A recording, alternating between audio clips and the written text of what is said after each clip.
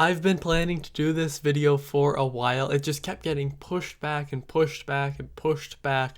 But today I'm going to listen to David Bowie's Hunky Dory for the first time. Now I reacted to Life on Mars and Changes, and those videos are linked down below and up here. And I love both of the songs, especially Life on Mars. It's one of my favorite David Bowie songs. I love the story it tells. But today I'm going to listen to the entire album of Hunky Dory. There are 11 tracks here. It's about 42 minutes, it says here, and I'm listening to it on Apple Music as always. And the tracks are Changes, Oh You Pretty Things, 8-Line Poem, Life on Mars, Quicksand, Fill Your Heart, Andy Warhol, Song for Bob Dylan, Queen Bitch, and the Bowie Brothers, something like that. And I've heard about a few of these songs, especially Andy Warhol, besides obviously Changes and Life on Mars. I've heard about Andy Warhol. I think it's supposed to be one of the best on the album. And I've heard about Queen Bitch. I forget, someone said something in the comments about it. I don't remember exactly. I really hope that I love this album. I think I will. And then later this week, I'm going to review the movie Stardust because it just came to Crave here in Canada, but I felt like I had to listen to this album fully before I watched it, so that should be coming on Wednesday, I think. But I'm excited, so I'll be back in about 42 minutes. Hopefully you can't hear my computer in the background because the fan just kicked on, so it gets really loud, especially on MacBooks, which I get, totally get it. But this album was really, really incredible. I do prefer The Rise and Fall of Ziggy Stardust and the Spiders from Mars and Aladdin Sane, but this one is really close. It has some of my favorite Bowie songs, as I mentioned, Life on Mars, and there's a few more here that actually jumped higher up on that list, and ones that I didn't even expect to really love, and then I heard them and I'm like, whoa, how have I not heard this song before? But let's jump into that set list. So the album opens up with Changes, and I think it's one of the best album openers of all time because it sets the tone for this album really well. You understand kind of how it's all gonna sound, because every Bowie album has a different kind of sound to it. Obviously, since he went through so many eras, stuff changed. And this one sets up how he's gonna sound here, because he has a very distinct type of singing here, if that makes sense. And then of course, Changes is really, it's super iconic, and then it goes into Oh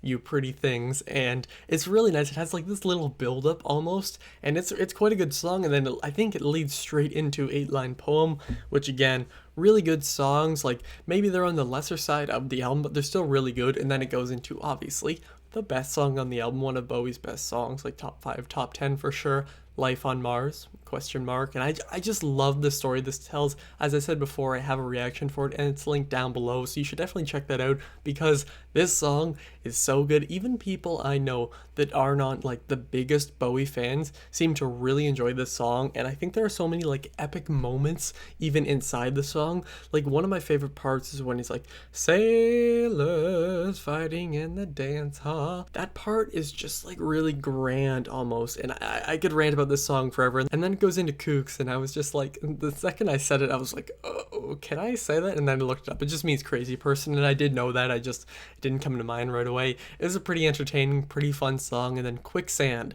is probably it's definitely on the higher half of the album, like top 4, top 5 here. Really great song. I think it's the second longest after the final track, and it really deserves to be that long. And I think it might be even better because then it goes into Fill Your Heart, which is my least favorite song on the album. Not a bad song by any means. It's just the weakest of all the songs. I feel like this was the one. If there was anyone that could have been cut, it could have been this one, although I can understand if you really like it. It's not a bad song. It's just kind of more on the, yeah, it's good, but not nearly as good as the other ones. And it's also placed right before my second favorite song on the album, Andy Warhol, and this one's really interesting because you hear them like recording it, like this is take 1 of this, and then Bowie like corrects his pronunciation of it, and then at the end you hear everyone clapping. And this one got stuck in my head right away from the guitar, like everything. I looked up the chords right away, realized I probably can't play it because a lot of it's like but on acoustic, whatever. But obviously I know who Andy Warhol is, so I was interested to hear how this song sounded. And if you have not listened to the song, I highly recommend, if you do reactions on your channel, if there's other YouTubers watching this,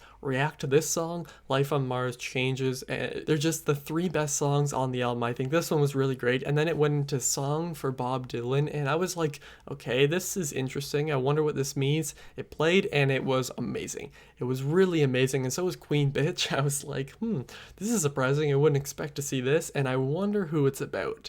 That's one that I probably could look it up and find out, but you guys should really tell me down below. I'm interested to see who it's about. And then the Bowie brothers, I think I'm saying that right. I know they say it in the song, but I forgot it already, is a very good song, a very good like closer. Obviously, it's the longest song on this album here. It gets a little bit kind of convoluted almost. Maybe that's just the film lover in me talking, but like at the end it gets a little like too crazy, I think. But I looked it up and this was a song about his stepbrother, I think, or some part of his not like immediate family, but like he's like stepdad. I think it was stepbrother though, and it was a really good song. I liked the story it told, and I looked it up and it said, again, it could be wrong, there's only the one thing I read, it was about his, I think, stepbrother giving him like a saxophone and making him like consistently practice it, and then it kind of goes along and it tells a story. And I think there was something about him having schizophrenia, like the stepbrother, and maybe that is why it gets so convoluted in the end. But overall, Hunky Dory was a really,